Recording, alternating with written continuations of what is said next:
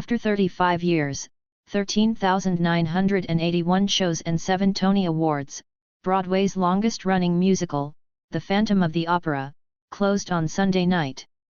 Though the show endured recessions, terrorism, and cultural shifts, it could not survive the COVID-19 pandemic and its effects.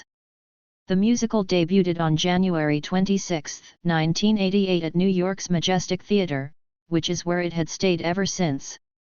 It grossed over $1.3 bn, £1 bn, during its decades-long Broadway run. Composer Andrew Lloyd Webber appeared on stage to dedicate the final performance to his son, Nick, 43, who died in March after a battle with gastric cancer and pneumonia. On Saturday, Lord Lloyd Webber said the show had probably cost over nearly $1 million, £806,000, to run a week. The pandemic forced Broadway to close for 18 months, and after theaters reopened, costs increased by 15% due to the imposition of COVID-19 protocols and additional security, according to the show's general manager. Meanwhile, overall tourist levels, which aid ticket sales, have not returned to pre-pandemic levels in New York. The last show was originally scheduled for February, but the show saw a last-minute surge in demand, which saw ticket sales bring in over $3 million, £2.4 million, each week. Current and former actors to perform in the musical attended, including Sarah Brightman, who was the first person to play lead character Christine, and Emily Cow-Chu, who became the first black actress to play the role in New York.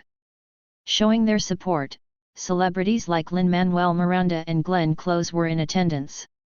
There had been 16 actors to perform as the Phantom since 1988, with Howard McGillin, who played the role for over 7 years and in over 2,500 performances, holding the record for the longest stint. "I started sobbing the minute I came in," McGillin said at the last show.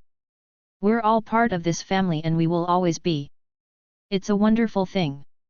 To celebrate, silver and gold confetti rained down on the crowd and free champagne was handed out during intermission. "I've never seen any other marquees at the Majestic Theatre. To not see that mask there is going to be devastating," theatre student Andrew Diffrin told CNN. The theatre will undergo renovations that had been pushed off after the non-stop performances over the last 3 decades. Since the closing of Phantom, Lord Lloyd Webber has one remaining show on Broadway, Bad Cinderella. Chicago, which opened in 1996, takes the title of the longest-running Broadway musical. The flagship production of Phantom is still on in London and will be celebrating its 36th anniversary in October.